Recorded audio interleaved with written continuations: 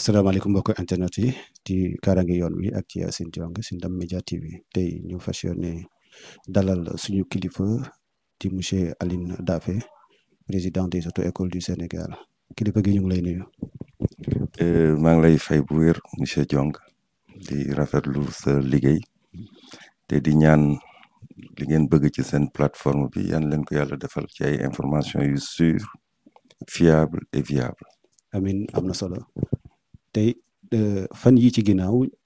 yéen a ngi dund li nga xamante ne mooy déguerpissement ci fi ngeen doon passé permis de conduire concernant le département de Dakar nan ngeen ko dundee.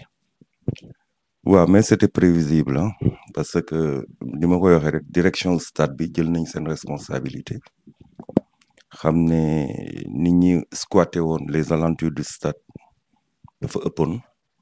yàlla dogal aussi ñuy organiser ay joutes sportives yoo xam ne ci homologation bi dafa war a am une zone boo xam ne parking lay doon te zone boobu moom la auto-école yi amoon comme pour di ci def ay exercices di ci passer aussi l'examen du permis de conduire. bi ngeen jotee sommation bi war na jot xayma ñetti weer lan moo tax direction utuñu solution mbaa ñu jege autorités yi ba xam fan leen di autorités yi di classé ndax je pense que mënoo leen a toog ni sans pour autant ngeen exercer. waaw man dama ne c'est laxisme la laxisme c'est-à-dire bi ñu jotee la sommation muy auto-école yi muy ñeneen ñi fa nekkoon ñëpp je pense que bureau bi yóbbu na ko ci la direction générale ce qui veut dire qu'on a eu tout le temps pour statuer ci xool fan lañ mën a yóbbu l'examen du permis de conduire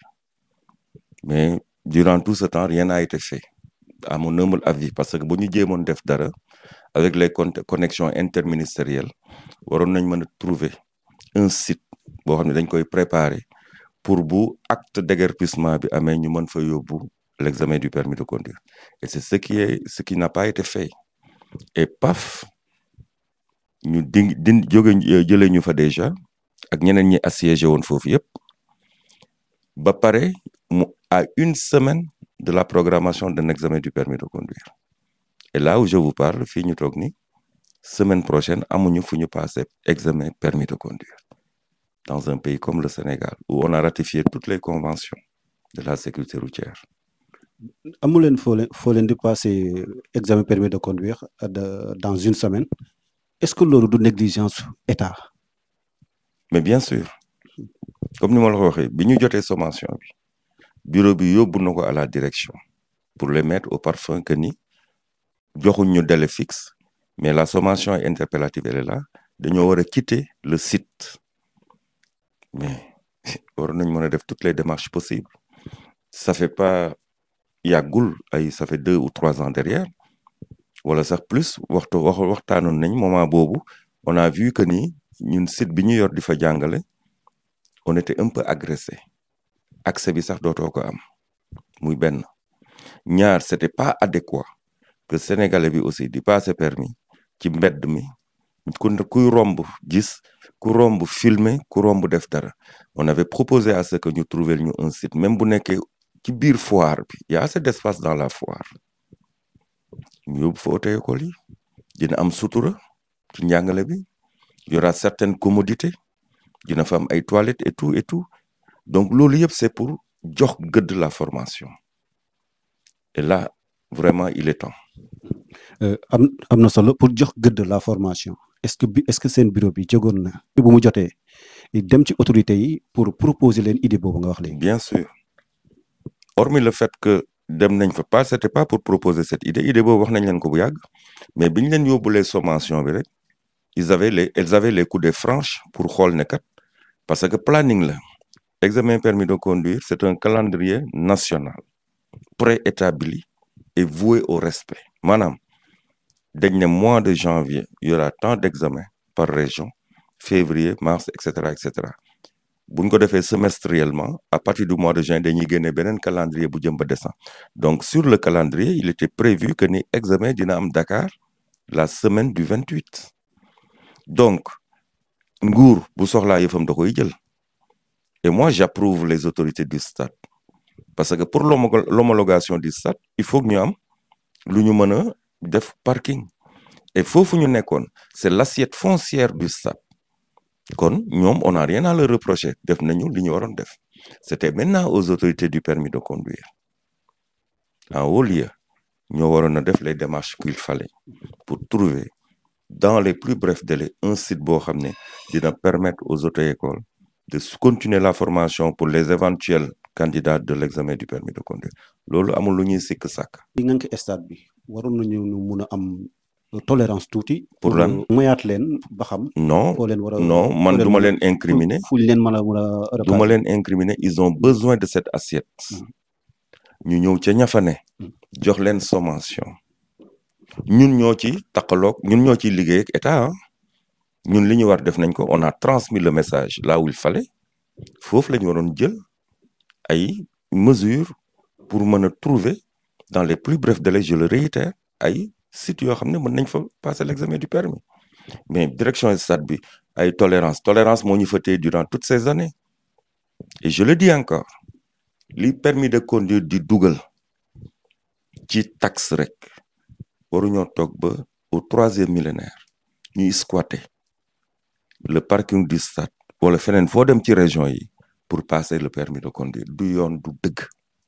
kon da nga jàpp ne bien avant waroon ngeen a am foo xam ne dina mën a répondre à vos attentes.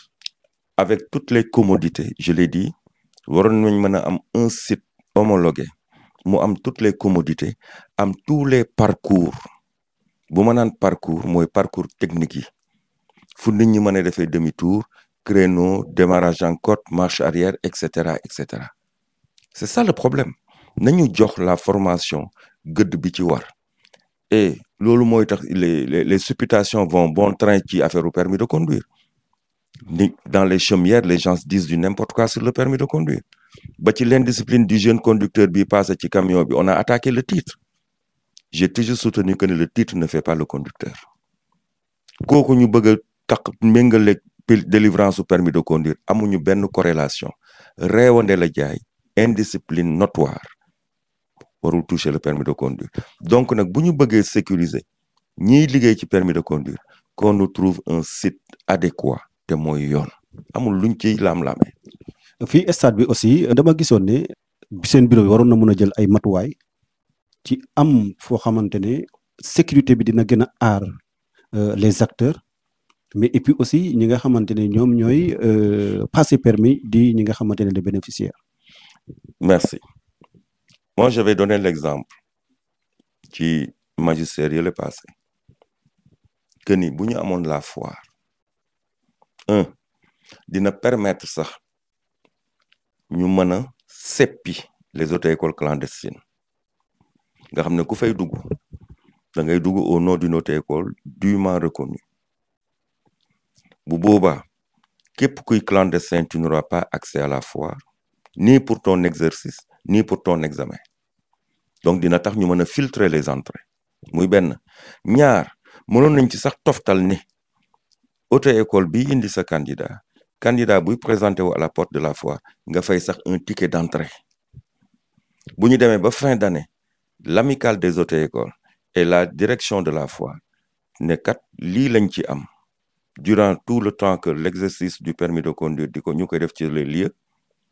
ñu jël une partie de l'argent sax jox ko auto-école yi parce que buñ ñu fa joxe un site ñun ñooy yor l'entretien ñooy indi suñuy pneu ñooy nettoyer ñooy trouver des bancs pour que les élèves puissent s'asseoir peut-être sax ñooy ut ay bâches en période d'hivernage donc xaalis boobu ñu cay générer xaw ma ndax lu légal la ou pas damay joxe suma avis ñu séddoo ko ñu ne foire bi lii nga am l'amicale des auto-écoles yéena moom lii parce que vous nous avez amené une génération de revenus donc yooyu yëpp mënoon nañ ko xalaat. ñu jox leen ci foire bi. mënoon ngeen cee gagné di nga xamante ne moo di partenariat diggante auto-école yi. bien sûr ak foire bi loolu ban analyse nga ci mën a def. non mais mooy li ma wax léegi rek suñ ci nekkoon on aurait pris le temps de discuter avec les autorités yi nekk ci foire bi ne leen on propose ceci parce que quoi qu'on puisse dire auto-école yi lu ñu nekk des privés am nañu benn position par rapport à l'État du Sénégal la transversalité auto-école yi lu ñu bon bu weesoo formation bi ñuy def am nañu benn pôle boo xam ne c'est des conseillers donc bu ñu waxtaan ak ñoom mun nañu yónni sax ñu dem discuter avec les autorités de la foi beneen bi même bu dul sa revenu financier côté sécurité fii bu ñuy def examen on est à la portée des agresseurs de Grand Médine parce que les gosses qui vont à l'examen à 6h30 du matin dañuy assister à des scènes d'agression mais tey bu ñu utalee un endroit boo xam ne dañ ko tëj moom une porte d'entrée ou un contrôle efficient pourra être effectué sur képp ku fay accéder ne permis de conduire lay passé ci wala moom damay jàng si ci auto-école mais bu boobaa kenn mënu koo dindi on pourra d'une manière succincte filtrer les entrées mën a dégager ces auto-écoles qui se disent qui se comment dire prévalent auto-école te nekkuñu ko muy les clandestins moniteurs yi mën a liggéey correctement efficiemment ba pare mën a def des résultats à l'examen du permis de conduire. bu ñu yeggoon ci jox leen ci benn pàcc ci foire bi est-ce que askan wi duñu gën a xaar ci yéen la qualité de la formation. mais tout à fait c'est l'un dans l'autre am na ku naan am tubaab bi lu mu wax nee na quand quelqu'un a été longtemps payé à ne rien faire c'est normal que quand il commence à travailler qu'il demande une augmentation li ñu def ci formation am na ay résultats waaye bu ñu mettroon dans des conditions idoines niveau formation bi dana gën a yokk loolu moom c'est indéniable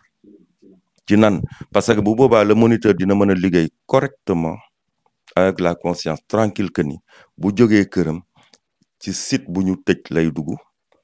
formation ba dana ko fa def par force il y aura plus de ce comment dirais échange boobu ak les populations yi romb di xool di xultu di saaga et tout si je vous dis conditions yi moniteur yi doon liggéey fii au stade mais da ngay dar sa gémmiñ moo tax moi je leur tire le chapeau sous le soleil sous la pluie amul fooy tuuree ndox amul dara amul aucune commodité amul benn sécurité même le côté sanitaire amul dara lu fa nekk amul latrine amul dara mais ces gosses ils sont braves mais nous qui nga xam ne ñoo leen di chapeauter nous les directeurs on les incite aux résultats sur le terrain donc moo tax ma ni la de prime abord bu ñu mettre les formateurs dans des conditions normales kenn dootul décrier quelque chose sur le permis de conduire. examen am na presque semaine prochaine nga wax le 28. amatul. on n'a plus de terrain. Okay. Et ça c'est un problème. ñu ngi aliéner le droit du Sénégalais à passer son permis de conduire. ci laxisme bu ñu demee ba Sénégal ñu ne examen permis de conduire du am semaine bi pourquoi parce que amuñu fuñ ko passé war nañ ko rusa wax. moi je ne mets pas tout sur le dos des gouvernants qui sont là fii lañ ko fekk situation bi c'est depuis Mathusalem mosuñoo jéem dara encore une fois pour am un terrain bu ñuy former di fa passer permis de conduire c'est pas possible mënul dem ça moom il faut qu'on tire sur la sonnette d'alarme il est temps Diamniadio bi waxoon nañ dañ fay tabax un centre depuis quand donc ñun daal nous sommes laissés à nous-mêmes je le dis et je le dis très fort nous sommes les parents pauvres du ministère des infrastructures ñun ñooy liggéey déjà ministre yi fi nekk duñu sax recevoir les auto-écoles jusqu'à présent le ministre n'a pas reçu les auto-écoles. auto-école yéen responsable est-ce que dem ngeen fi ngay war a dem aussi. mais fan lañ mën a jaar demande d'audience lañ mën a déposer nous sommes une profession boo xam ne comme ni ma ko waxee yaru nañu yaru boo xam ne on n'est pas là di yuuxu di sànni ay xeer di wax li nous li ñu bëgg mooy ñoom ñi fi nekk ñu gis ne c'est un métier prépondérant parce que lépp loo xam ne dafa ànd ak sécurité dañ ko war a jox gëdd tey ñun bu ñu formé wul correctement mooy waral les hécatombes sur la route su ñu bëggee nag ñu former correctement qu'on nous donne les moyens de le faire ñun on ne quémande pas ñaanuñu parce que bu nekkee ci ñaan lañ ko doon wekk dee nañ bu yàgg mosuñ ñoo subventionné on n'a pas d'exonération financement sax pour formation mënuñu ko am ñi ngi jël ay vulgarisateurs ñi ngi jël ay mécaniciens ñi ngi jël ñeneen ñoo xam ne ils sont dans le secteur de l'automobile di leen yóbbu en Europe partout ñuy def formation par les auto-écoles alors qu'on a une transversalité muy benn. ñaar passerelle professionnelle lañu. Pourquoi passerelle professionnelle tey képp koo gis muy daw ci tali bi yor oto permis la yor kon tey dañ ñoo respecté wul dañ ñoo joxul li ñu moom. lan moo tax nga jàpp ne respecté wuñ leen. c'est des faits qui sont là hein. On ne peut pas refaire la roue. man maa ngi fi ça fait 40 ans. nii lañ mos a passé permis de conduire ab Essoport ba TP Somme ba stade de l'amitié amu ci dara lu ñu moom. yan mécanisme ngeen mën a àbb tey ba mu am ay réformes yoo nga xamante ne dina leen yóbbu ngeen dépassé fi ngeen jóge. mais on a tout fait déjà on est sorti des états généraux déposé nañ fa les tares et avatars de l'auto-école lan mooy bloquer la formation qu'est-ce qui plombe la formation yëpp teg nañ ko on attend le décret présidentiel mais dama ni am na loo xam ne waruñ ci woon sax toll moment yii dañoo waroon a sécuriser le permis de conduire c'est pas le document. Je l'ai dit dans une émission, on a sécurisé la carte grise, on a sécurisé le permis de conduire, mais on n'a pas sécurisé la formation. boo jëlee carte grise bu bees permis bu bees jox ko jong te jong amul formation bi ci war amul benn suite logique ngir yàlla ak yonent bi nous ne sommes pas des sous-hommes. secteurs yi di décider yëpp sur la sécurité routière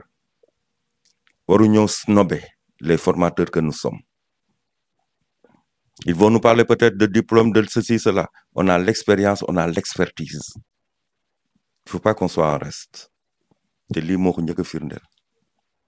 Man tey en tant que formateur j'ai un planning de formation qui tend vers l'examen du permis de conduire. Examen boobu dama am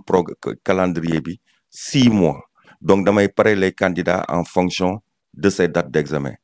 Paf, en une semaine, il reste une semaine ñu ne la examen du am.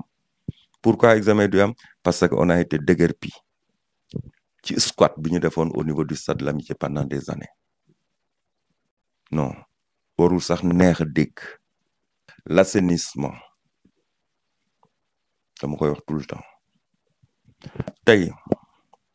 am na ñu nekk ci Facebook di insulter ñu ngi leen di jàpp. am na ñu nekk ci Facebook di publicité permis de conduire te duñu auto-école. di s'autoproclamer auto-école alors qu'elles ne le sont pas. Cybercriminalité na topp ñooñu nekk ci Facebook bi di def ay publications sur le permis de conduire ak des garanties de délivrance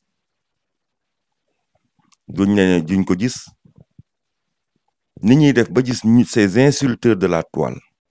nañu gis ces escrocs du permis de conduire yi nekk ci toile bi. Et là, bu ñu wooyee le bureau des auto-écoles ñu won leen toutes les auto-écoles dûment codifiées.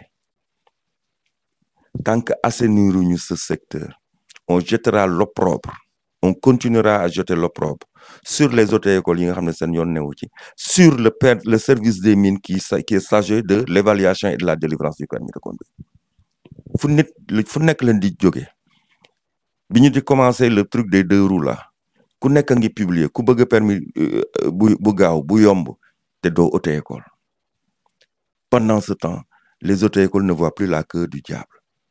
foofu mooy njëkk. toute cette racaille qui gravite autour de cette formation bi nga xam ne ñu ngi ko jox auto-école yi ñu songi leen sur la voie judiciaire parce que exercice illégal d'une profession la suñu profession daal mooy la porte ouverte à toutes les dérives. C'est pas possible mënul continuer. am na solo est-ce que réglementation permis de conduire ak formation bi dina gën a ñoŋal li nga xamante ne mooy kaaraange yoon wi wala nan nga ko gisee. le ministre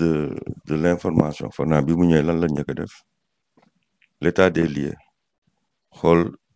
site yeeg télé yi nga xam ne elles sont en règle mais lu yomb la. Il y a une banque de données au service des mines. Nous avons toutes les auto-écoles qui ont été codifiées. À titre provisoire, le temps que nous devons peut-être le site de Diamniadio, à titre provisoire, nous avons gendarmerie à l'entrée, responsable des auto-écoles, un peu représentant. Mais auto-école, si vous en bonne et due forme, vous devez sa oto doo fa dugal say candidats ça nous permet déjà de filtrer les entrées bu boobaa ñi nekkoon à côté fii ci stade bi ñëpp teg ci seen bët ñu gaare seen oto di ko louer 500 000 francs